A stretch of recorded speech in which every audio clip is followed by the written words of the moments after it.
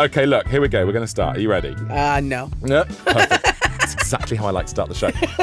You are listening to My Mate Bought a Toaster. Hello and welcome to My Mate Bought a Toaster. It's Tom here, as usual. And this week I'm joined by the brilliant comedian, Desiree Burch. Hello. Thank you so much for having me, Tom. I don't know if I'll be saying that in the next 30 minutes or even 10. I mean, you know what? It's going to be an adventurous journey through your shopping history. Okay? No, and not even just through my thinking about like what I think I might need for like that, the paranoia. It's the Desiree who might have needed something in 2014. That's where we start. Oh, shit. Right. Sorry. There we go. Swear away, my friend. Okay, great. It's the ony way to make this therapy work. You have to really feel the pain and the cringe. Is there going to be like a hypnotic light or something so I can at least black out? That would help. All right, fine.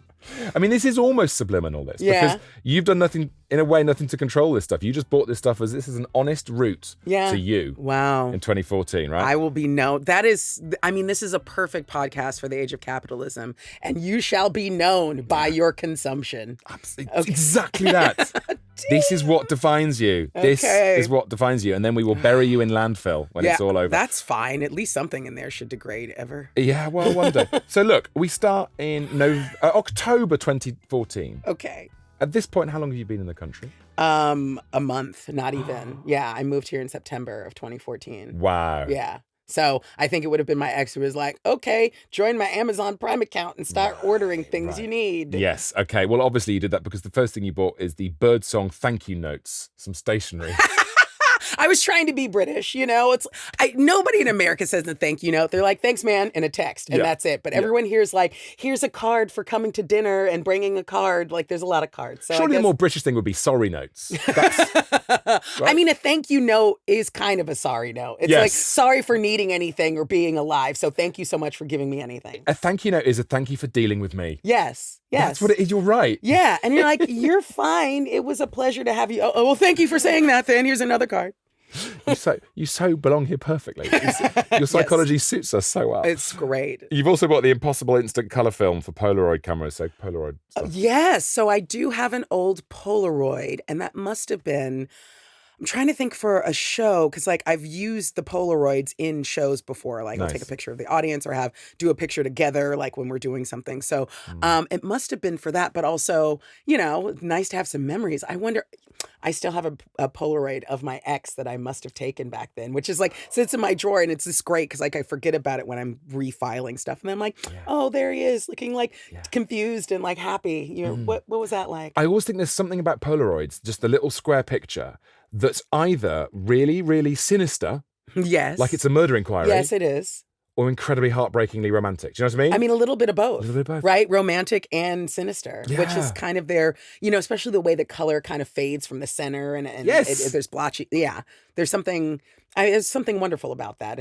What is the thing you still got that belongs to or is of your ex? A picture of them as a Polaroid is perfect. Yeah, it is. I mean, the ex drawer just sits in there. Yeah, yes. And don't let your current squeeze in there. Don't open that drawer. Rather than like on an altar surrounded by candles and blood and animal sacrifice, that would be a different thing. But yeah, it just sits there and like, oh, like, you know, this is like a little time capsule. Yes, we have to capture these moments. Right? Yeah, and in a way that is never going to be, well, hopefully digitally enhanced. No. You know. But I do think that when you're taking pictures digitally, everything's just it's curated with no heart, right? It's click, click, click, click, click. But a Polaroid or anything, there's more meaning to it. You only had one and not 5,000. Like, how many pictures do you take to get one that you would actually share? And when you look back through the pictures on your phone, you scroll to the top and you're like, oh my God. Yeah. Just taking lots of pictures of, like, for some reason, some shoes which started to fall apart. Yes, exactly. This receipt. Yeah.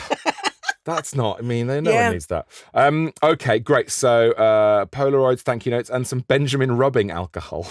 Yes, because I'm, I had to figure out that it was surgical spirit here. I was like, where's the actual rubbing alcohol? Because I grew up with if it doesn't hurt, it's not clean. You know, so like it has to like burn if you have a wound. Yeah, it has to like catch fire. And then you're like, it's clean now. Wow.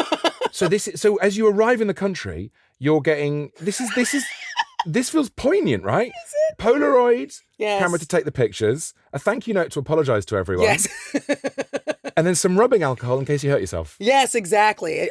All memory seared into the brain or the skin in some way. Like, I'm sorry for existing, but also I love you. And ouch, it burns. Is this romance? Oh my God, this is the human condition in one show. A little bit, you know. I love it. Put my heart out there. A big moment to come over here. How was it at that point? Leaving family behind, leaving careers behind? I was leaving New York behind because I'd been there for about 13 years. I was leaving the life, the starter life that I built for myself behind. Why did you abandon ship? What was it that made you leave? I mean, did you didn't grow up in London, did you? No, I grew up in South Wales. Okay. Similar to New York. Yes, exactly. You know, with all of its mountains, New York, and all of its seaside, and all of its sheep. Oh, yeah. So I mean, I think that, you know, that is a city that will completely shape you by like the way a ballet teacher shapes your foot by like breaking the bones in it so that they arch a little bit. Yes. Like, you know, by the time that I left after year 13, I probably by year 8 started being like, oh, I can't stand this place. Wow. Like, even though it's amazing and there's nothing else like it, but like if you want to live there, you'd better be rich, Right. you know, and even then that will not protect you from just the agony and the ecstasy of human existence. You know, like rich people still have to get on the train and be, you know, accosted by whatever masturbators walking through. You know what I mean? Delicious. Like, it's intense. Yeah. And so by year 13, I think that there was definitely some things that happened that had kind of like left a scar sort of professionally, emotionally. And then really it was sort of all of the things that I thought were going to happen career-wise or whatever started it like just to disappear. Right. You know, it was like the lights were going out in the big skyscraper. Okay. And I was like, oh, there was an invitation for me to be here, but New York is now taking its invitation back. Right. It felt like it was like, oh, these things are disappearing. Do you want to fight for this? Or, you know, I met somebody here in the UK and I was like, there's an open window. And I just went through it, you know, without realizing that I was leaving everything behind. It's just like, well, that's the only light in the room. Let's walk there. Yeah. And that's often your read, isn't it? That isn't often the actual case that certain things are switched off to you. You feel it. If you feel it, it's a sensation of the room, isn't it? And just going, right, no, okay. And how long after you moved here in 2014, how long was it until you went, oh yeah, no, this is excellent? I mean, or have you not yet done that? No, I definitely have. But I think that it maybe took like there was definitely always a romance about London, you know, especially for any American, because there's like, you know, we love the accent. It's like our sexy cousin that we don't hook up with anymore. I need to go to America urgently. Yes, you do. Yes. Just have people going, oh my God, you're talking. You're saying words. I'm sliding off of a seat. Oh, God. Okay. Yeah. All right, cheers. This has been fun. Thanks a lot. Taxi. We're done there, guys. Honestly, you should really work for the American travel agency because that's going to do wonders. So there was definitely a beautiful veneer about it, but it took a little while to feel like it belonged to me, that I wasn't, you know, just sort of visiting and obviously having some kind of even long-term temporary status. Because when I first came, it was just like visitor. Then I had to get like 3-month visas. Then I could get a year-long visa. And then it started to feel like, okay, you know, like I might be able to get a chance to stay here sort of thing. But definitely sort of cementing into the comedy scene helped a bit because then I kind of started to feel like myself again. Because like when I first came here, wasn't allowed to work and then like didn't know anyone or knew a few people, needed to build that kind of thing up. And then when people were like, oh yeah, we can put you on here and there, it felt like, oh, this is home. I have regular places. I have people I know in those places. So it did take a few years really to start feeling that coming on. It does take a while. It does. A few years and then Taskmaster happens. Yeah, which is years later. But of course, we'll get to that. Yeah. But once you get to Taskmaster, you're a national treasure, basically. Which is, I was on a train yesterday coming back from the Netherlands. And the guy I was sitting across from after like 2.5 hours was like, are you Desiree Burch? And I was like, oh yeah. And he talked about Taskmaster for like a good 30 minutes, you know? And Amazing. I was like, and it's incredible. Look, it is an incredible thing to do. It is like one of the most fun things you can do in a performance career. And for me, it felt like when I was doing device theater back in New York, it felt like pure, you know, like you really are showing up. Not pre-planned. Yeah.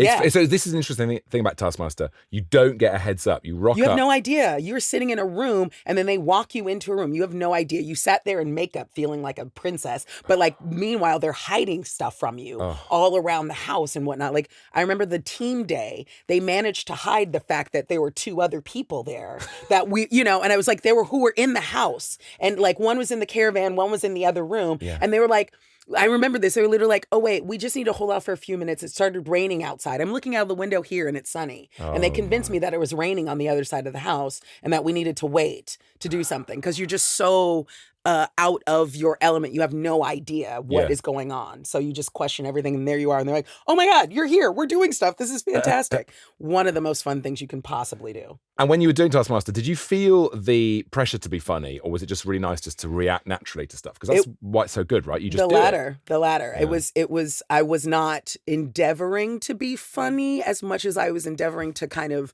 So, like, for instance, the balloon task where I, like, completely fell apart and took 10 minutes plus the hours they added to, like, pop this balloon. Like, that was one of those things where I was like, look, I know that the correct answer is to buy the scissors, cut it now, and be done with it. That's the fastest you're going to get. Like, take the buyout. Yeah. But I was like, that's not going to be fun. Right. Let's see what happens if I do the other way. Like, that involves some risk, some chance. And then, of course, it turned into what it turned into, which was, like, phenomenal failure at its best, But so it was literally just sort of like, okay, take a risk. But it wasn't sort of, I knew how to make myself funny. Yeah. That the job is to allow yourself to be seen, is to be as vulnerable and present as possible. I think that's what's really interesting about Taskmaster. In somewhere like in Scandinavia, they've got a fetish for murder mysteries, right? Noir and stuff like that, because society is so neat and their greatest fear and greatest horror is murder and awfulness. Yeah. And I think the reason Taskmaster is so huge in this country is because our greatest fear is vulnerability and awkwardness. Yes.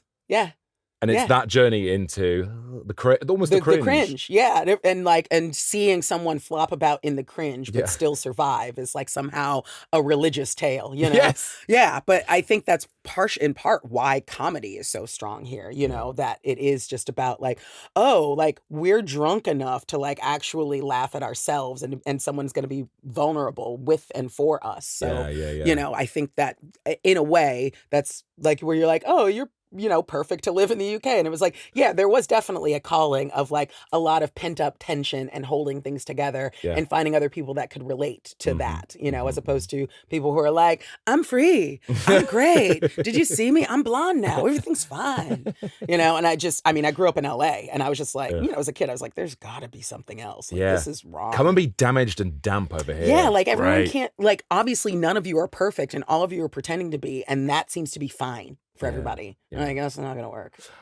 So has Taskmaster changed things for you a lot with your career? And has it changed how you go about, and I don't mean sort of politically and what you've done. I mean more like how you do your stand-up and how you interact with an audience. Was it doing stuff as yourself in that really vulnerable way that must have changed what you're up to on stage a bit?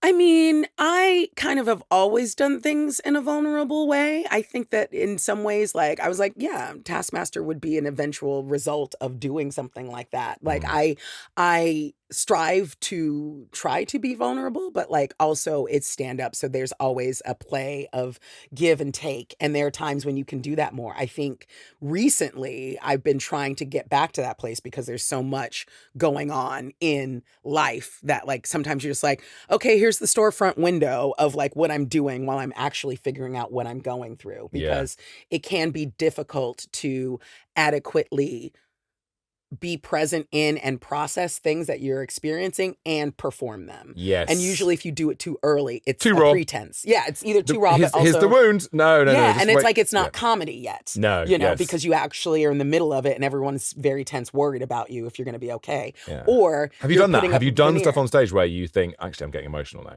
Or have you always got the protection of comedy? Generally, it's the latter. I mean, because I'm tightly enough wound that I'm probably not going to let, like, That's not entirely true.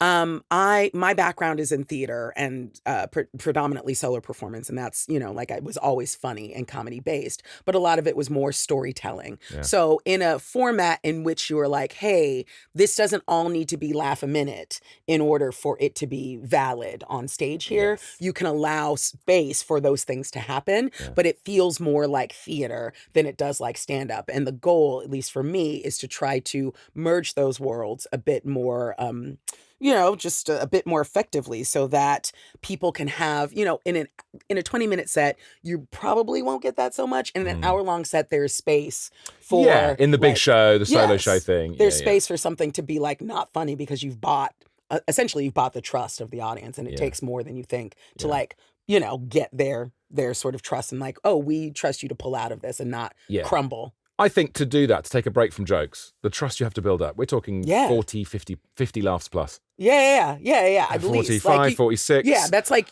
Okay, let me tell you about my dead dads. I mean, yeah, that's a bargain right there. Because I was like, I did a show. It was a theater piece, and probably I used some of the Polaroids in there, and it was sort of like about race in America and stuff like that. And literally, because of the topic and the subject matter and the iterations that we went through in developing it, it was the first hour. It was a 90-minute show. Yeah. And the first hour is getting everybody so dizzy with laughs that they are comfortable in the milieu of talking about. There is a lot of pain and trauma here that everybody on every side experiences with this. And in order for us to feel comfortable about that, we have to be like, oh, yeah, you're right about that. And that's totally true. And ha, ha, ha. An hour. Yeah. Because in the previous iterations, people would be like, yeah, but it's super intense. And it's like, what do you think it's like to live it? But I get it. Comedy is limbering up for pain, isn't it? That's what it is. It is. It's the stretches and all the stuff for the hit at the moment and the truth of it. And then sometimes you can go. You can just do a quick hit and off you go. Or you can really dig into it. Well, yeah. Sometimes it's literally slicing someone before they realize they're bleeding. Yeah. And like there's so much going on that they're like, oh, wait, and sometimes it's a build. Yeah. So. All right. Okay. Let's keep hacking away. Come on. So we're back in 2014. We're 2014. Geez. Taskmaster's just like a little glimmer in the distance at this point. Yes. I don't even know what Taskmaster is at this point. Right. Yeah. I'm new to everything that is UK culture. Right, and you're spending a lot of money on wood in December. Just a lot of wood. There's just 3 things in a row that all wood-based. Is this for a log burner? What is this? What shoestring horsehair dauber brush made of wood. A natural long wood body brush made of wood. Yes. Console Pro shoe tree. Yes. Oh, to stretch out my cowboy boots, to keep them stretched. Yeah, those things are so... You're from America. Yes, yeah. Okay, cool. But yeah, like you stick those in there and then it keeps the leather expanding. I got wide feet. And yeah, like if you're going to buy things, it's nice to buy in natural materials. I like wood. I like wood. There's nothing wrong with liking wood. There's no shame in liking wood. A lot of wood. It's just really nice to see you. What's interesting is because this account is you landing here as a fully fledged adult. Yeah. We see you nesting. Yes. And buying the brushes and the shoe things, and we now know about the wide feet. But not many people know about Desiree Burch's wide feet. They do now. So wide, so flat. There you go. We've got some earplugs as well. Yes, because I don't know, because London is loud, but so is New York, but also cohabitating is loud, right? Yeah. At some point, you're kind of like, I don't know if I'm used to the snoring yet. Yeah. So I'm going to put the earplugs in, and then you find out that you're snoring. Yeah. Oh, it's me. Okay. Yeah. Well, it was also him, but like we were there together. But it's also you're like, oh my God, you're so loud, and that's human existence is figuring out the thing that's bothering you is you. It's really weird and very illustrative, I think, of the human condition when you wake yourself up snoring because part of your brain is going, what is that noise? What is that awful thing? Oh, it's me. I'm the awful thing here. Yeah. I'm stuck in a room with this guy. Yeah, and I mean, snoring yourself awake is tantamount to farting yourself awake, so I'll be honest. 100%. 100%. Look, here's an interesting one. 26th of March, 2015. Now... Oh, dear. Oh, well. Now, we may have red lines, right? If we cross any red lines, you have to just... Is this me buying sex toys? What have I got? Your face! For 26th of March, 2015, you bought 3 things, right? You bought contacts, 2015. Okay. Very good way to... Yes, to start 2016. Wait, oh yeah. 2015. Wait, contacts. This is like an address book? So contacts is all the people you should know in the industry. Context is here's the agency. Yes. So it's you careering. Yes, starting to career. Right. I don't remember this, so clearly I did not make any use of it. Okay, but it's worked. Yes. It's clearly worked. Okay, yes. Things are going okay. Even just by osmosis, being in the home. Right. So you've bought that book to try and work out how to squirrel your way into the industry. Because it's time. You've also bought Doc Johnson's Crystal Jelly's Double Dildo. Yeah. Oh, wait, that was for a show. Okay, fine. I'm faintly disappointed. And Anastasia's Desire RO80 7-speed bullet vibrator hot pink. That was from me. Okay. That's like mummy feeding brandy into the fruitcake. One for the cake, one for me. One for the cake, one for me. Yeah, precisely. I love it. Oh, so yes. So yes, the vibrator's for me, but the double dildo was for a show. So I used to do this show called 52 Man Pickup, and it was basically like I'd put everyone that I'd shagged basically in my 20s and 30s on a deck of cards, because everybody's got a hoe phase. I mean, hopefully. And the thing is, if you marry a high school sweetheart, you're going to get divorced by 40 and try to have a hoe phase in middle age, and it's going to be hard. Did you call it like top humps? Yeah. What did you...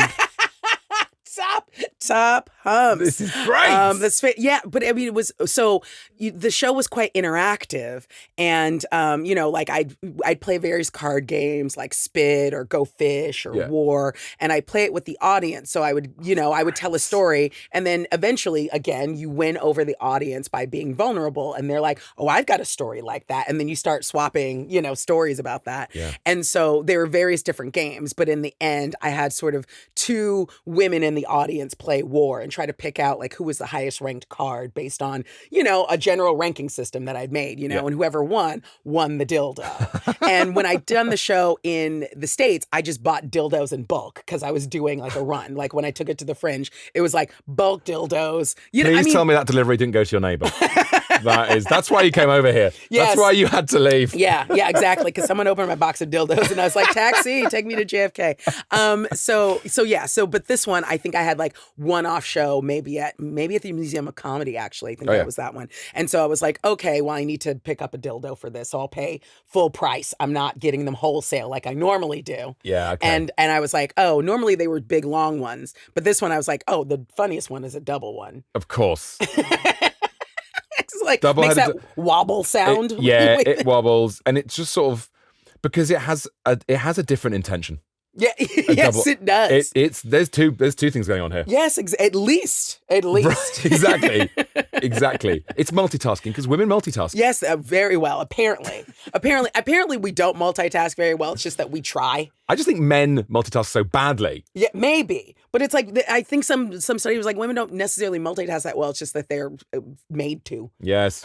Because there's like, because there's always like a kid here or something, or a frying pan or something, to go into sort of old school stereotypes, but also like, even if I don't have kids, but there's always like three things going on because my boyfriend's sitting there reading the news on his phone, drinking coffee. And I'm like, have you forgot about this and that? And this is coming and whatever. And he's just like, because men are single track roads. Women are 5-track highways.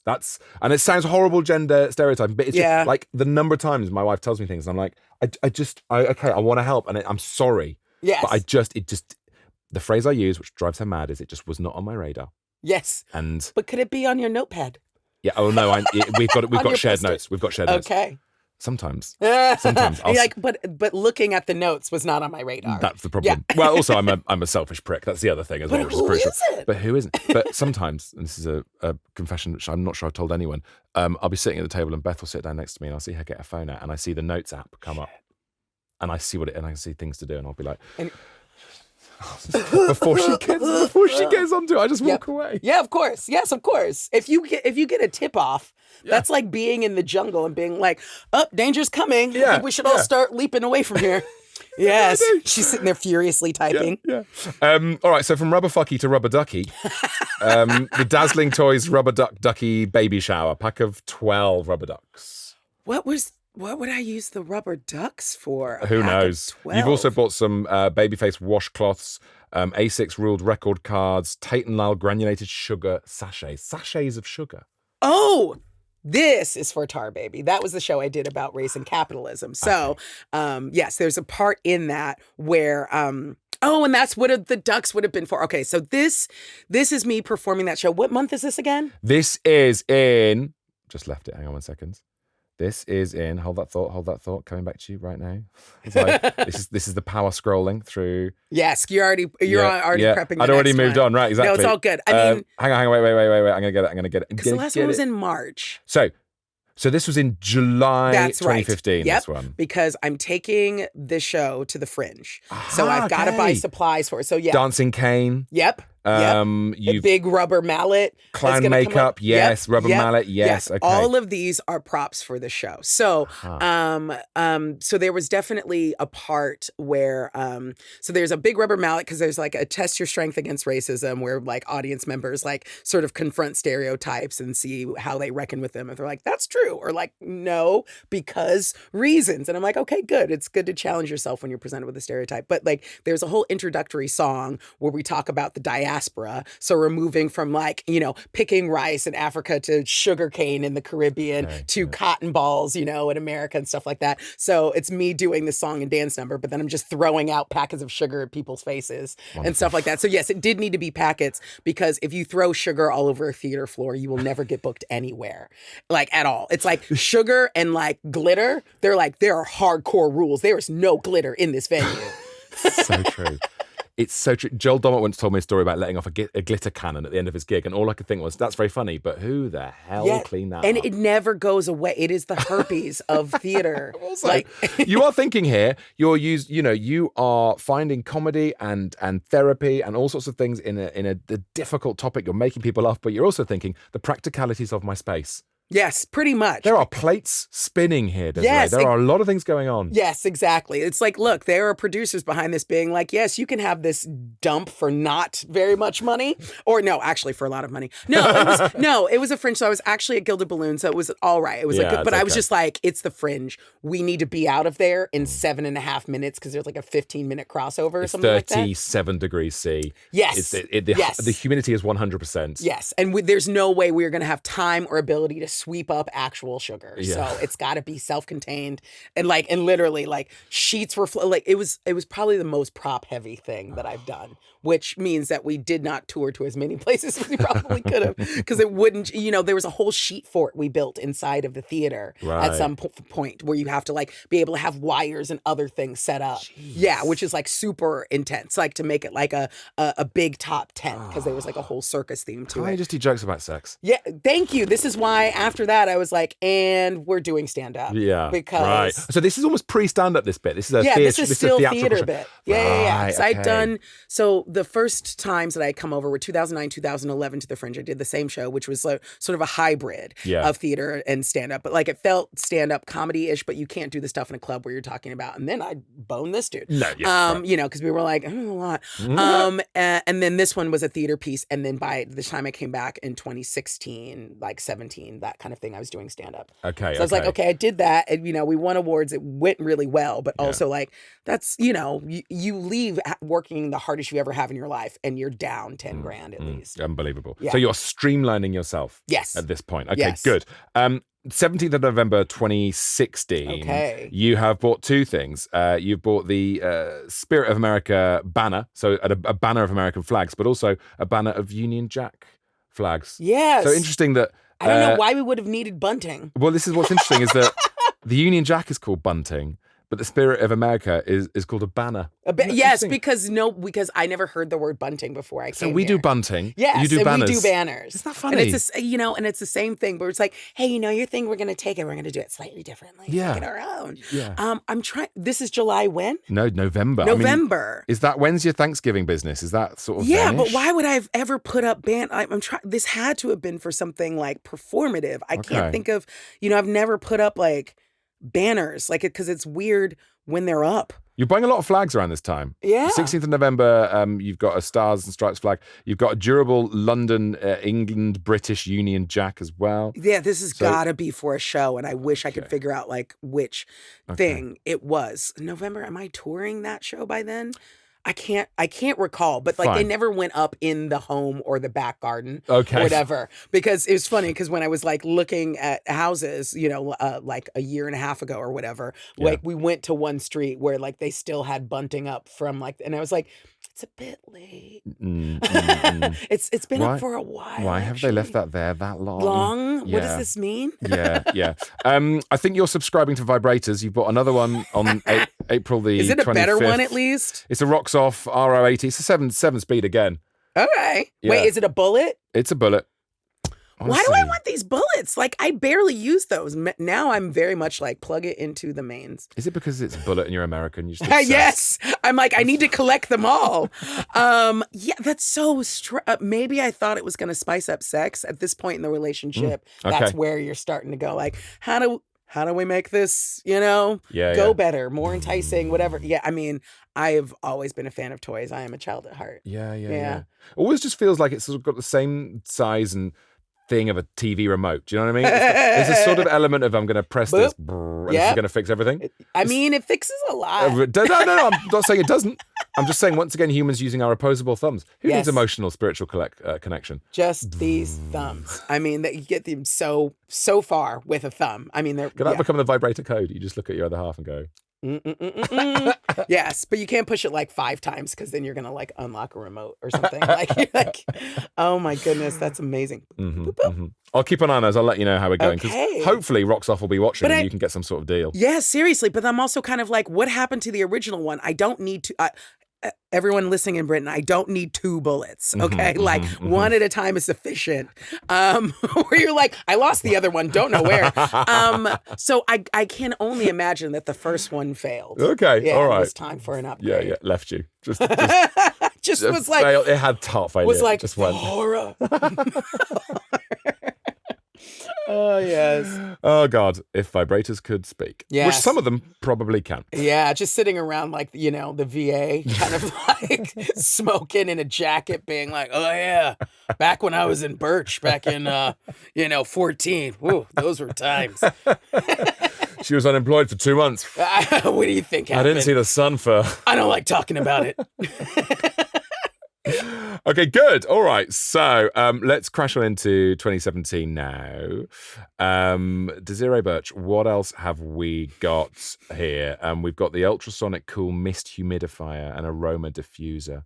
Yes. Love a diffuser. These are very common. We see these a lot on this show, actually. Yeah. People like a little bit of steam. Yes. I mean... smells nice. Well, yeah, and is this a wintertime purchase? It's 15th of December. Yes, this is the perfect time because, like, quite frequently, if you're going to have the heating on, it's going to dry the atmosphere, right? So you do need to put some humidity in there. Otherwise, you're, getting nosebleeds, more susceptible to things you like. And also, you're not opening the windows. So it's nice to have a smell that isn't like your BO. We all do get very ill over here. Yeah. We have a certain type of illness over here. It's all very sort of nasal. Yeah. And back of the throat. Back of the throat, like that drip that just never goes away. And so, this was like, people get humidifiers for a reason. And yes, particularly if it's not the climate that you are accustomed to. Like I continue to live in places that are not where I'm from. And so adapting your body to suddenly having hay fever when you've never had it in your life. Right. Or, just being like, why am I so scaly and dry? And it's like, because the heat's on all the time. Because you're now British. Yeah, That's why you're scaly and dry. Yes. If you want to go back to LA, what you can do just to recreate that, just get a diesel generator, corner of the room, put it next to the mist thing, and it's just a nice Yes, bit of and then the smog. happy lamp or whatever. But I'm a lizard person, basically, because I'm from a desert. Yes. So when there's weather, my body's like,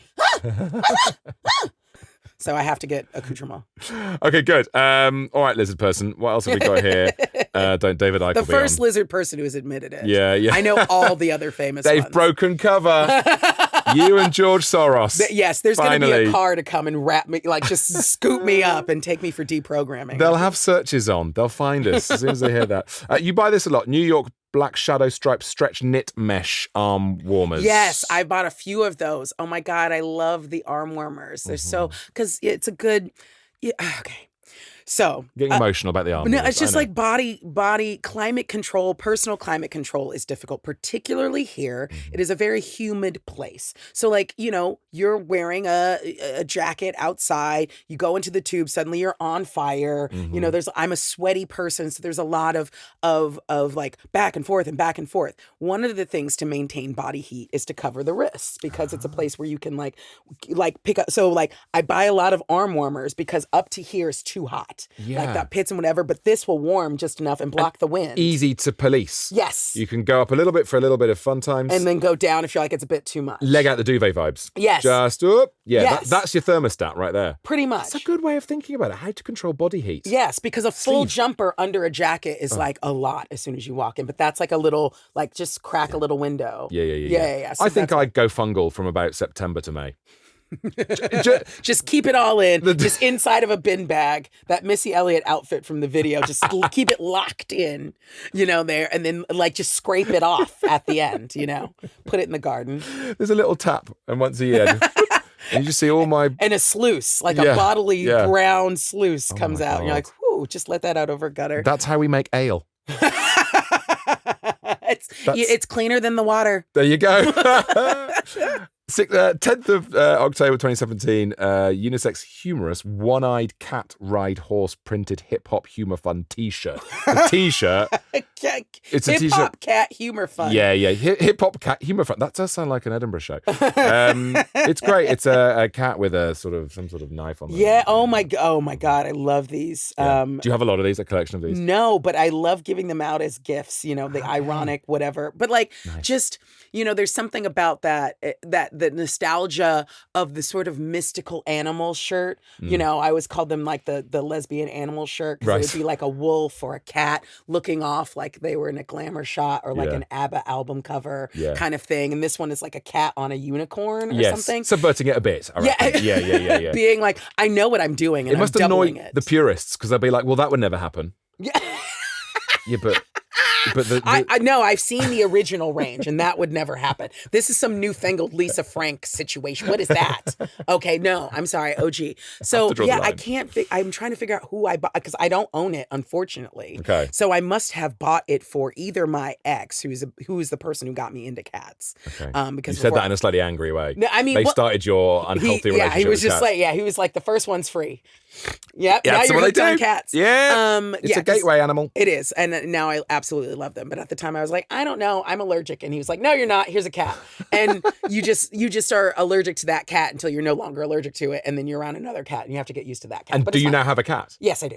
Wow. Yeah. I didn't think, and I have a cat, and I love the cat, even though the cat is an asshole. Yeah, because it's a cat. But you might as well fall in love with a pillow. Yeah, they feel nothing for you. We have a cat that comes to visit us, and we adore it. The house worships it. Everyone. I've got 2 dogs. Yeah, and 2 kids. My wife. Everything in the house stops when the cat comes in. Yes. Silence. It is like a regal visit, like a progress. The bunting comes out. Yeah. It's American true. and UK bunting.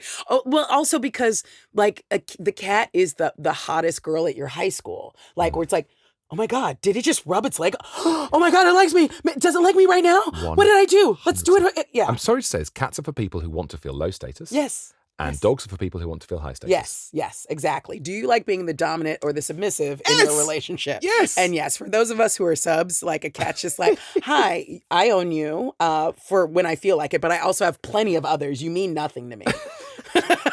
Especially the ones that you feed, like they're working the whole block. That's how we got the first cat, is because, he was basically like, I think where he lived, there was like building works, and they got a dog, and he was like, F this. And so he was just working, like the blocks, all the backyards face each other, and he would just like hop over, and he got fed several times. By the time we put a collar on him, his owner was like, are you feeding this cat? Please call this number. And she was like, this is my cat. Like, he has a home, but like he hasn't been around here because, we have a baby and a dog and building works. And it's like, well, if he's happier with you, my boyfriend was like, yoink. And that's how we just jacked this cat off of our neighbors. You sort of went catfishing. Yes. So to speak. The old-fashioned version of catfishing. We totally did. But like, my ex was the kind of guy who fed all the cats, even our neighbor's cat. It was like, he has a home. Please do not feed him when he's out. But like, if you see a cat, all you want it to do is maybe think about you or like you for a moment. So you're throwing anything you got at the cat to be like, am I cool? I'll give you my lunch. Wait, what do you want? So yes, that's how we got a cat. We all become adolescents, don't we, around the cats? Yes. You're right. I'm so desperate for you. Yes, I don't know why, but because you think nothing of me. Yeah. And I need affirmation. They're incredible. No wonder they were worshipped. Yes. Oh, it's fantastic. I love an abusive relationship with an animal. With animals. With animals only, thanks. Okay, look, 2018 now. We have got a nebulizer inhaler, because hopefully you've picked up a bit of asthma while you've been over here. Yeah, it's what we do. We do fungal. We do lung problems. That's so... No. Whatever you want, you can get it over here. I'm not going to lie. Every time I go back to LA to visit, suddenly all of my problems go away. My joint issues don't feel that bad. Yeah. Like my throat is clean. So yes, there is But are they that. happy? You know what I mean? Is there any culture? Can you go into a dark room at night and be entertained? No. Exactly. But like you're happy because there's sunlight and life is easy. But the nebulizer is good for vocal issues. So I have a vocal polyp. It's not like, cancerous, but it's there because I've done enough performing to have ruined my vocal cords a bit. Yeah. So like it's the rasp and it's the, whatever. So, on days where it's particularly overused, it's good to like use steam, and it just gets the steam directly in I could either there. stop talking or steam. Yeah, pretty much. You're like, and I'm not going to stop talking. You know what I mean, it is impossible. I've gone on vocal rest before, and it is really difficult. My friend goes on a silent retreat. I don't know. I literally just look at her like, I don't understand. That's like going to Jupiter. Yeah. Like 3-4 days. And just breathing, the non-air that's there. No books. Yeah. No journals, no nothing. And you're seeing people, I guess, but not acknowledging them. And to me, the hardest thing was, not to even laugh. Because I'd be at a silent retreat, and I'm the kind of person where I would just start erupting in spontaneous laughter at something I thought in my head. I would break wind very loudly. Yes, and it would be over, and I would be expelled immediately from the silent retreat. So having to, doing that even on vocal rest and walking around to the store being like, I'm on vocal rest, I can't speak, can you please tell me where this is, and doing that. And people are just like, what? And they're like, I'm on vocal rest and I can't speak, which is besides the point. Unbelievable. It's just never going to happen. Yes. Never going to happen. Yes. So that was what that was for. Okay, good. All right, good. I like this. All the things that you're having to buy. Yes. To fight off. Cope with trying to exist in this particular atmosphere. And it just makes you go, how have people done this for millennia? Why do you think we're so beaten down here? Yeah, entirely. Just like, but like, I just don't, I'm like, there's no sun. It's always wet. Like in your bones, it's wet and cold. I guarantee you every single British person listening to this right now is grinning from ear to ear. Yeah, they're like, finally, they see us. Yeah. The weather is like our cat. We have the same relationship with the weather, right? We just want it to love us. And every now and again, it gives us a bit of sun and we go, please. And it feels, that's the thing. When you get the bit of sun, it feels like God is finally smiling on you. That like the roulette wheel landed on black and it's you. And you're like, yes. And it's like glorious. Even though, what? It's 15, 16. Oh, tops. Like, then it burns us. Well, also because everyone decides to wear no clothes, get drunk, and sit outside all afternoon. Like, you guys have the worst sun here. It gives you all of the sun damage and none of the warmth. Exactly that. Oh, my God. It's the worst version of sun.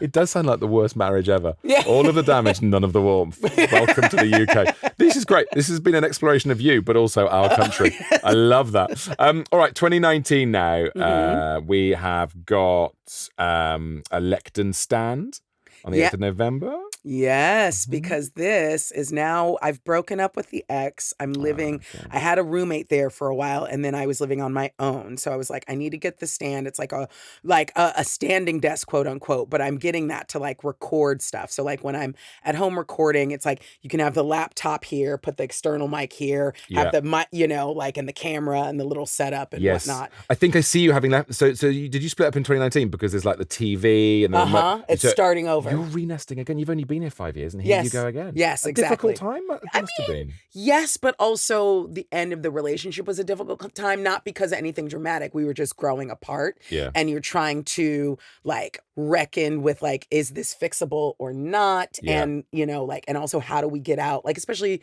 I love my ex. He's a wonderful person. It just wasn't working out. And so much had happened. And it was like, trying to get out of that. And then I lived with a roommate for a year, which was fine. But then it's like doing that in your late 30s. It's just like, I can't. I'm too old to do this. I can't be doing Friends. Yeah. Yeah. Like right here. Wrong show. I need to be precisely whatever it is. Precisely, Last of the Summer Wine. It's a show about an old person. That's what I need to do. It gets referenced all the time. One day I'm going to sit down and watch Last of the Summer Wine. It's a classic for a gig, because if you ever see someone who's a bit old in a gig, you say, "Oh, hello, Last of the Summer Wine reunion." It's a classic. It's a classic. Yes. Okay, that period when a relationship is on its knees and it's hard, and you kind of like, do we bother fixing this? Is this going to pass its MOT, or do we just scrap it? And we kind of both knew, but it was like, I was like, okay, you're never gonna do it, so I'm gonna do it, So like, and it's like, okay, let's split apart, let's do all that, and then this was me. 2019 is when I finally got my own place, and it was like blank. Blank slate. Like, let's start over. Let's rediscover who the heck I am outside of a relationship. But happy in the UK. It's all going well. Stand-up's good. You're probably in stand-up now. It's all going brilliantly. We go into 2020. Obviously 2020, as we always have to say. The old caveat here, crazy year, awful year, strange year. So we won't What did I hoard? Well, I mean, this is it, isn't it? Inevitably, we'll find loads of toilet paper. I assume there's been a vibrator a month. Yes, exactly. Anything. 25 different versions of any mask that's possible to get. Yes. We have got the basic form cat litter scoop. Yeah, well, so I got my cat right before. Literally the ex fostered a cat that had kittens, and he was like, "I think you need a cat because you should have a cat." And this one I was going to keep, but I think she's for you. And so I didn't get a chance because I was back in the States over the holidays and whatnot, and I didn't come back. And then I had a tour, and I didn't come back into town basically until March. Okay. So I went and picked up the cat from his.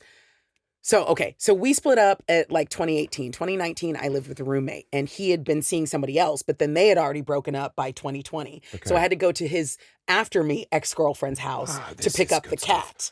But this is so strange that from someone you just split up with, you're getting like a sort of, at the end of a party, a little party bag. Yeah, pretty much. He gave me a swag bag of like, here's your life. You're going to probably need a cat and some other things if you want them, like setting me up, which is rather sweet. Yeah, he's a lovely, lovely human being. Yeah. Like, people grow apart because, romantically it might work, but like we're still friends. So like, he was like, yeah, I think you should have a cat. Here you go. And I picked her up. Literally, like, because I was doing Cape Town Comedy Festival. We missed the first flight back because the pilot had COVID. Wow. And so we had to stay an extra, like we were trying to escape that. And we came back in. I picked her up the day London was locking down. Like people were at the pub that night. I drove out to to Gatwick basically, where his ex was now living, and picked up the kitten from her. And like, she had a carrier already. And like I went to pick her and she just walked right into the carrier. And I was like, it was amazing. She was like, okay, yep, I'm ready to go. And like, it's so strange when we see these moments on this show. Yeah.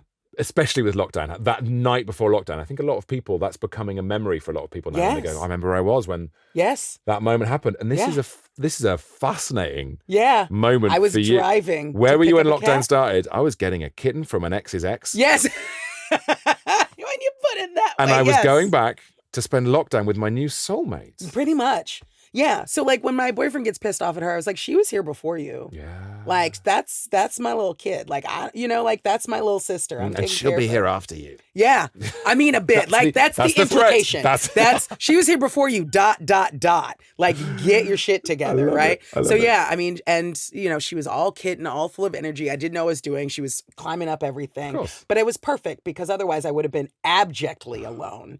And even at some point, a month in, you feel that and you're like, like if you live on your own, you're like, this is garbage. Like anyone who's like, woo hoo hoo, I'm just like, and I'm not a person who's afraid to be alone. No. But that alone, with all of your absolute fear, is some new shit. It was great to have someone to be like, and be like, oh yeah, that's right. There's other people who need me to roll out of bed. They make great conversation. Yeah, that's the thing. Exactly. Yes, that's what I'm screaming. Yeah, no, she's a chatty cat because I'm her, Yeah, she learned to be like, meow, meow, meow, meow, meow, meow. Like, it's nothing. She's not saying that to cats. It's just me. So, yeah, that was the beginning. And you can run new material past her. They're so useful. And she's like, meow. Cat didn't like it. It's not getting on stage. Not going. All right, okay, 2021 now, Desiree. We have got all sorts of stuff. Pet safe, drink well, carbon replacement filters. More things for the cat. Half of this is now going to be about the cat. Yeah, it becomes very cat-based. Yes, and what I believe she might want or need. And she doesn't, it's like she needs a paper bag. Yeah. But I'm like, this toy, this water fountain, this thing. This is the thing. This is all we're doing. Also, when the body says no, the cost of hidden stress. Oh yeah, this is now the self-reflection time. Yes, exactly. 2021. It was technically post-pandemic, but still in it, really. Yeah. So I think we were all still. This is the beginning of the inward journey of being middle-aged and being like, oh, remember all of that childhood trauma that I ran away from several times? It's here. Did you take it on? The child. Did you do therapy and stuff? Yeah, like I'm still doing therapy. I'm doing all the things. Like But did you wait until you hit a certain age? No, I mean, wait on purpose, but did it take until a certain age for you to start doing that? Took in some way. Like I'd done therapy when I was in New York, but then I moved here and I went a good 7 years without doing it, and like when I left, it was because I left town. Like I wasn't leaving therapy because I was done. I just was moving. And I also was, I was kind of like, I'm not going to be able to doing CBT isn't necessarily going to be the thing that helps me, breathing and counting to 10. Yeah. Like, it's like, I need to How do you feel out of 10? 6 out of 10 today. Yeah. Thanks for the session. Yeah, no, it's like, no. Good for some people, great for some people. Yeah, so if you're managing but it's like, managing something, but also being like, let's excavate it, and pull it out and recognize where it's from and finally process it. Because, that's a thing of being like, I'm whatever age I am, 30, 40, whatever, but there's a part of me that's still 8 and it's still trapped there. Yes. And it needs somebody to go back, give it a hand, be like, you're not in charge of the entire world. You're 8. Yeah. It's okay. And you have a place in the world, but it's not running everything and being in this sort of panic constantly. Yes. And a lot of times we live in the panic of that state. And there's just an 8-year-old being hitting buttons and making phone calls and trying to manage it like a little boss baby. Yes. And it's that's not you shouldn't be doing that, little baby ego. You can mature now and be a kid and then an adolescent and an adult. Right. This is deep stuff. This is deep waters, and if you do have stuff from your childhood that you leave there, and I think a lot of comics and stuff, especially performers, do tend to have that, and then you come round to it. For example, I don't know, this is hypothetical. Say 43, just random. Yeah. Oh, that's a good time. Right. That's a and good you look time at it and you just go, I've known it was there, but I haven't interacted with it in this way, and it is so I'm glad it's happening. Yeah. And I'm glad I'm doing it. But my God, you think, fuck, why didn't I do this 20 years ago? Well, because you were not prepared to sit with it 20 years ago. 20 not. years ago. Yeah. All of us were like, okay, that's weird. It wasn't like you were unaware of it 20 years ago, but we were all busy, making ourselves busy, acting out on the world. So something about the space. Answer was there. So something about having space. When you get to about 40, say, whatever the age is, you have space and a moment. Yes. And you're also too tired to be running around doing a bunch of shit. Yeah. Do you know what I mean? To distract yourself. Having sex with all the people, doing all the activities, doing all of the shows, trying to get on this, trying to have everybody look at you. You're like, okay, that's exhausting. And I've done quite a bit of that. And the answers aren't there. And it's oh, maybe they are where they always were. And how do I start actually sitting with that? So it's been the therapy, the meditation, the humana, a lot of it. Yeah. Okay, good. We love this. And it's really good to talk about, because I think the more people think about it and go, okay, all right. Another way of another great way of finding therapy and comfort is by buying the boxing gloves for Punch Bag. 24th of September. I mean, you can talk it out as much as you want, or you can punch it out. Yes.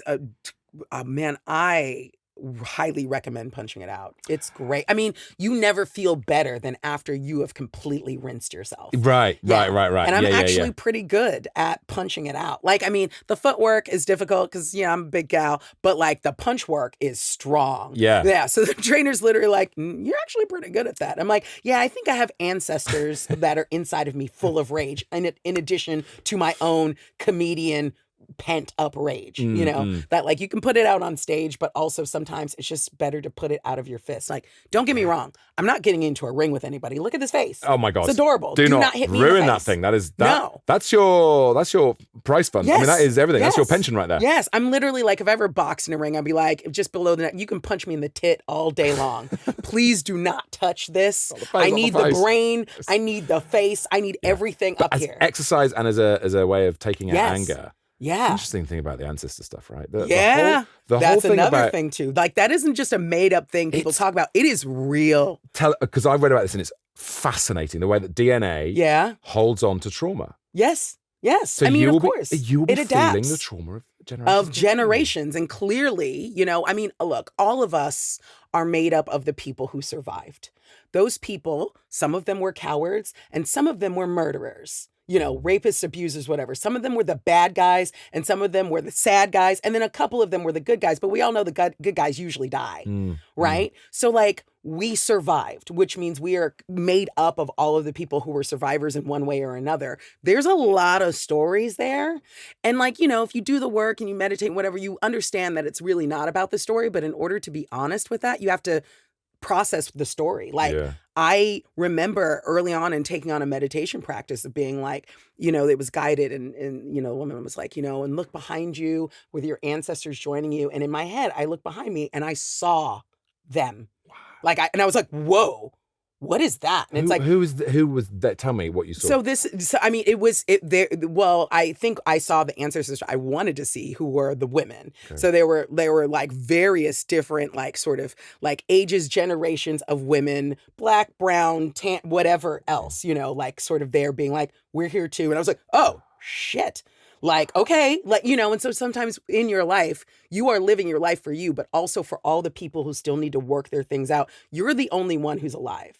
You're the only one who is on Earth who is able to actually do anything about that. Like, it's not like a quantum leap thing. Like, you have to, put right what this wrong. Isn't sci-fi. Yeah. This is actually like part of, what is in your skin suit and also what is your spirit, whatever you believe there. But even if we're just talking the physical 3D plane, like they exist inside of the meat sack that we all live in and operate from. Yeah. And like, they still have things that need to, be done and through you and it's also kind of up to you to decide like, hey, is that something that is good for me in this life as well, or is it something that's like I'm gonna access something that I need, or is this just sort of like like, oh, maybe this is something I recognize and go like, yeah, we don't need that. You are not driving a car by yourself. You're in a bus. Yes, you are. Yes, exactly. And also sometimes you're not driving the bus. Right. That's when the issues start, where you're like, someone else is driving the bus. You know what I mean? Like, so like that, where it's like, wait a second,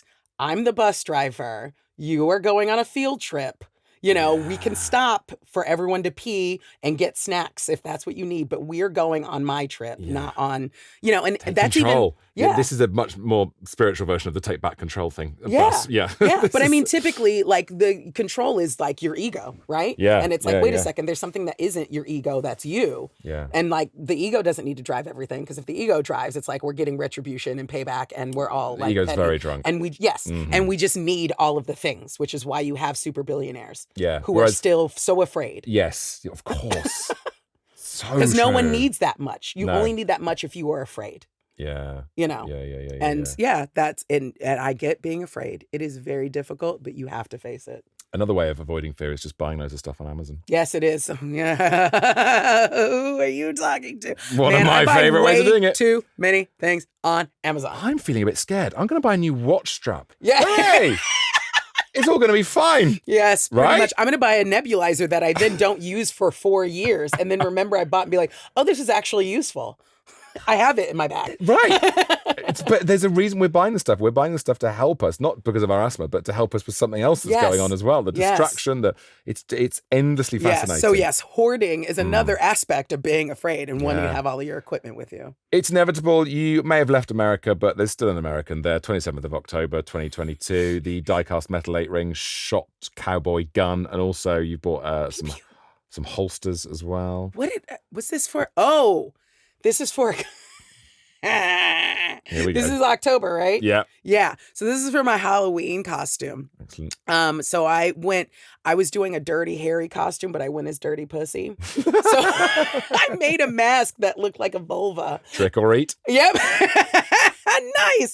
And damn it, I wish I had thought of that years ago. So I had like the suit from Dirty Harry or whatever, God, but the amazing. gun, whatever. And then, You feeling lucky? That's amazing. The Americans go to town with Halloween in a way that the British are just finally catching up with. Right? Yeah. I mean, I guess glorious. Do you have other sort of fancy dress type of events? Because like that's the one time of year typically. Well, the coronation. That's a fancy dress event for the aristocracy. Do they dress up as what? Fox hunting. Okay. Okay. Bishops, they like to dress up. Religion. Yes. But no, in terms of normal people, not really, no. Yeah, because that's our one time of year to be like, go for it, and to spend all of this time and effort being crafty and being like, do you get my idea? Like, so yeah, we really go balls out with it. And also like, there's all, like you grow up being like, this was the best day of the year because I got candy for being a human. Yeah. Just being a little human wearing a pumpkin we bought at CVS. Yes. Like I got just all the best candy in the world. Like there are, it's the way that the British treat Christmas. Mm-hmm. Like it's like, the main religion is Christmas and then Church of England and then other religions. Do you know what I mean? And so like people are like, I got my jumper on and we've got the crackers and the whole, like there's a whole big festive thing around that because it's like the time of year where you guys get to be like, we get to enjoy being young and happy. But you know what? Okay, here's another very much back of a cigarette packet theory. But there's a reason why British people are uncomfortable with trick or treat because they don't want to. There's a big thing in Britain, especially about spoiling kids. Is this the thing in America as well? No, everyone wants to spoil their kids. Everyone wants to have lived well enough to be able to spoil their kids. Welcome to Britain, where it's don't spoil him. You're very spoiled. I remember we were on holiday with my mum, and she's like this Victorian throwback, and we bought my son a massive plastic gun because we were on holiday. And the first, you know what she said to him? A squirt gun. She said, "You don't deserve that." Right? How does someone merit a squirt gun? Right? What acts? What should he have done to merit a squirt gun? Like there's nothing about merit in a toy. Gone up a chimney and cleaned the chimney, maybe, or like maybe begged for everyone's supper that night. Gone down the mine. But it was such a throwaway comment. Wow. Obviously, we jumped down a throat and we went, "What are you talking about? That was Sicilian," and we got rid of it. And I said to my wife, "That's how I grew up. That is what it was like." I've never heard that yet. And living here, the thing about like not spoiling children, like don't spoil them. You're spoiled rotten. You're so spoiled. And it's an interesting word, isn't it? Spoiled, because you've been ruined. You have been spoiled by being given too much stuff. And what I love about Halloween, and I think the reason it's blown up here in the last 10 years, is because it exactly what speaks to what you're just saying. All you got to do is be a kid. Yeah. And people go, yeah. Yeah, you know what? You're a kid and you did a good job on your little Dracula outfit. And like, you're a kid. Because look, life, no one's giving you shit by the time you get 16, 18. Yeah, because when you get 16, it really goes downhill. Yeah. So like, just let that kid be, but although that's like a new thing, apparently, like kids being kids is like an advent of like post-industrial societies, because like they worked it through the Industrial Revolution, so like there was no childhood. Better times. No they knew was spoiled. They knew their place in the dungeon. So losing fingers at the mill on the factory line. It'll grow back, don't worry. I mean, it won't, but you'll learn to work with what, 3, 4? That's enough. One lung's fine. You got a thumb. Be grateful. I love it. I'm pleased that you didn't know about that. I'm glad you learned that thing. That's totally new. I didn't realize that. I mean, that does explain a lot, doesn't it? Because people are just like, is it okay? And also, is that at all related to the fact that no one in this country can take the last of anything? Oh yeah. Where I'm just like 100%. Sitting there being like, okay, Oh. I'm gonna hoover up this last slice of pizza because everyone's saving it for Elijah or something. Like why like it's the stuff that I don't like, but I'm like, please eat it. I don't even want. And they're like, no, I'm fine. Everything's fine. I don't. Yeah. We have to sacrifice that to the gods of politeness and I self-loathing. mean, then make an altar and do it officially. I could literally be starving. Yeah, I could literally be. And you're like, yeah. It's like, say I was diabetic and blood sugar was just plummeting and it was getting to the point of imminent death. Yes. And there's one sweet left. I would rather die. Yep. But like, if you're British and you touch it, does your hand burn? Like, like, is there a punishment? No, your hand doesn't burn. Your whole body burns. Yeah, okay. And because everyone's looking at you without blinking. But it is dependent on someone seeing it, though, right? Yeah, if no one's there, you're like, right? So, okay, all right. But like, no one can know that you're the cock who took the last thing. And that's why British people develop this very strong inner life, because it's all about going, I want. And then I can't do any of that. They've written a book about how bad it was to want the last slice of pizza. And the yearning. Yeah, exactly. And the things you're not allowed. You're not allowed any pleasure here. Wow. Okay, look, there's so much stuff here, Desiree. Yeah, I know. Too much on Amazon. Right. So world. We're gonna just start to try and wrap it up because Yes, we're going to of run out of course. time otherwise. And I could just... Yeah, I know. And you're fantastic to talk to. I could do this all day. Listen, I mean, one day I'm just going to do it and just be like, we're going to be here for 9 hours. Yeah. We have bought 18th of May 2023 an African-American UNIA flag. Yes, because I wanted to get the Pan-African flag. Tell us about this flag, people who don't know what this flag is. Oh, I mean, it's just, it's a flag that sort of unites the diaspora kind of thing. And it's got, so this one would have been the AFAM flag. So it's the U.S. flag, but in black, green, and red, right? So particularly just being sort of celebrating one's ancestry and just being a lot of times growing up African-American, you are made to feel like you are less American, which is preposterous because you built America. Do you know what I mean? America as we know it does not exist without the extraction of labor that came from, enslaved people who were shipped there. But yet, everybody who comes there as an immigrant or whatever, who's there building the country, it's the same with Mexican Americans. I'm from California. We built America over Mexico, and then we have the nerve to put up a border and kick them out of their country. It's insane. So the more you start to go into that, your own, and just being yeah, I want to put that up. But then again, there's all this thing about putting flags up in the UK too. So it's now I finally have a back garden. At least I can put, because it's you can't, there's rules about it. I realize even if you want to put up a pride flag or something like that, even though it's weird because you can just hoist up, it was weird to me to be oh, you can hang the Ukrainian flag and the UK flag, but put up a pride flag. And well, that's because the Ukrainian flag and the UK flag aren't woke. That's what it is. So if you want to put up your special flags, then sorry that there's rules. Woke. Why didn't you do it? There's rules. There's a guy near me who's got a Greek flag outside his house, and it's wonderful. Why not? If you're proud of it. Well, but he's been told to take it down. Oh, yeah. See, this is because my partner is a Greek Cypriot. And so I was I'd love to get a Pan-African flag and a Cyprus. So everyone can be what's happening in this house? Yeah. Flavor is what's happening in this house. Seasoning is happening. Seasoning. God, imagine seasoning. But yeah, so that's why I was and I was thinking about getting this place. And I was once I get my place, I want to be able to put it up. But now I'm I've got to put it up in the back garden. I may as well get bunting. Yeah, okay. And now we're back to bunting. There you go. You see, we'll do flags as long as it's decoration. Yeah, pretty much. If they're little pie wedges, it's fine. As soon as it's a square flag, get out of here, man. Yeah, it's harmless. We can all still salute the bunting, but with a teacup. Just with a little teacup. We're celebrating back here. Exactly. All right. Elsewhere, we've got the Zappit electric fly swatter. This is now once we're in the house. So, fun. We moved in May. Yeah. And so obviously, the screens aren't a thing here. No. I don't know. The windows are open certain ways, but screens aren't a thing here. I'm not sure why. But we have a garden. So there's going to be flies. And There's nothing worse than that first moment of the year. Yeah. Usually about April time when you got a window open, you hear... Yes, and it's an army of drones coming in to live in your... Yeah. Yes. So, pretty much. Exactly.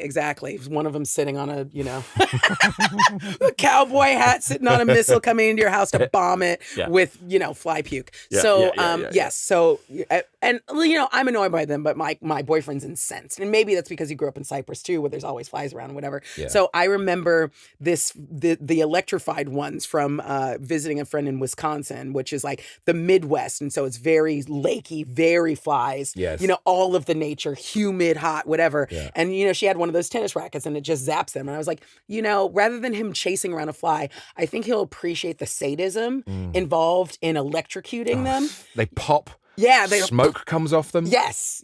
And I feel guilty. Yes, because it is murder and but I'm I eat meat, so I already am fine killing things. Unbelievable. Another American electrocuting things. What is it with you guys? We built our country on extreme violence and it still exists today. Do you get the fly and you just sort of leave it in a room for 10 years waiting and then suddenly... and being you did a bad thing. No. So 10 years, they only live for a day, right? No, that's true. That's 3, true. something like that. Yeah. But so I knew that if I got him a version where he could sit there not chasing it around, but just waving around an electric chair until he finally got one, it would be and good for an electric chair crossed with sport. Yes. Can I also tell you what everyone has to do when they get one of these things? It looks like a badminton racket. Yeah. And you run around swatting flies. It's a delightful occupation. Yes. Everyone has to touch it. Yeah.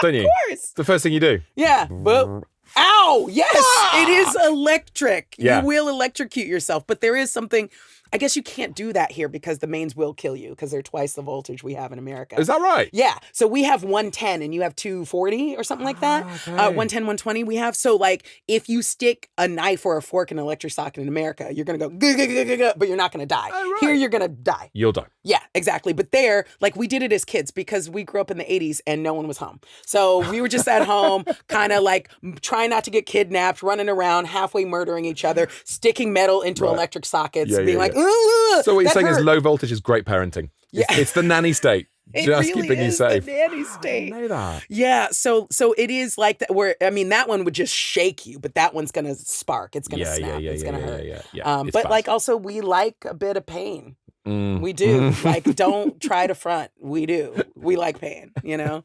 Makes us feel alive. And like we've earned it. Like we've earned our super soaker. Yeah, Like all we the best stuff it. comes from pain. Yeah. So look, what we've done now, we have come to the last few orders. Okay. Oh. And this is it's a sad time because I've really enjoyed this episode. Oh, it's been wonderful, Tom. Thank you so much. It's just been so much fun to find out about you. And self-reflective for me to be like, oh yeah, this is who I am. Right, exactly. Wow. And you know, and there's so many things that have recently gone in. You've even got stuff in the basket right now. Yeah, that's what I laughed at the beginning because the stuff in the basket's crazy. You've got a great saved for later. You've got 68 items. 68 items to save for later. Yes. And this makes me really. I mean, maybe this is where we leave it because maybe this is what we often try to do on the show is sort of draw ridiculous, insane conclusions about you as a person. Okay. Based on the last few things you've got. Okay. I mean, why don't we do that for this, right? When we see one of the things you've got here is the SAS survival guide because, Desiree Burch, you are a survivor.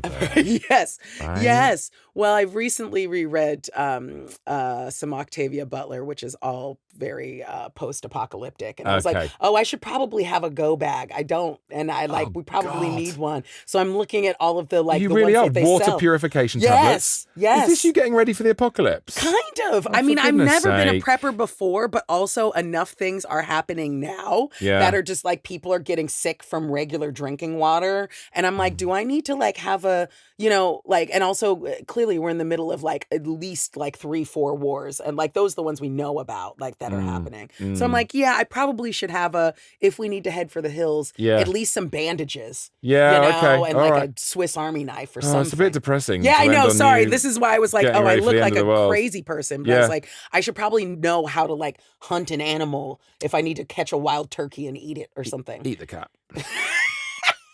That's my advice to you. Eat the cat. It's the only way to do it. Yeah, but that's gonna last what? A couple days? Well, yeah, that's true. Yeah? Yeah, eat the cat and kill yourself. Yeah. That's really the only way to do it. That's the autobiography title. So look, right? Let's find one final thing, right? And do you know what? Did you find it? Look, it is. Let's just go. Hang on. So you've got those things in your order. So what's great as well, I could just proceed to check out and just in your shopping basket right now. And here is a sign of how much you have arrived in this country and how British you now are, I'm afraid. Oh, no. Loose leaf tea. Yes. There she Singer's is. tea. There she is. Yes, it's better when the little, Right? Yeah, it is. Yes. You've got tea. You can now take part in the most important ritual of being British. Yes. You have tea. You arrived in 2014. Yeah. You've left New York behind. Uh-huh. I left my coffee and bagel. Right? You know. You arrived with thank you notes. You arrived with Polaroids for memories. Yes. And now you have tea to wash it all down. Yes. Well, it's a lovely Singer's tea that's like all very herbal and natural. I love when they've collected all of the little flowers and things. But yes, the loose leaf is the way to go. You're even doing the smug British tea face. Yeah. I just like Earl Grey. And I'm not I going to love Earl apologise Grey. for it. It's so fragrant. Lapsang Souchong is delicious. That's what posh people do. They say everything as if it's a slight apology. Yeah. I do like milk. Yeah. I'm sorry. That's what they do. Sorry, I like milk. So you don't need a thank you note. Everything you say is an apology. Yes. This has been a delight. Thank you so much for coming on My Mate Bought a Toaster, Desiree Burch. You are absolutely fantastic.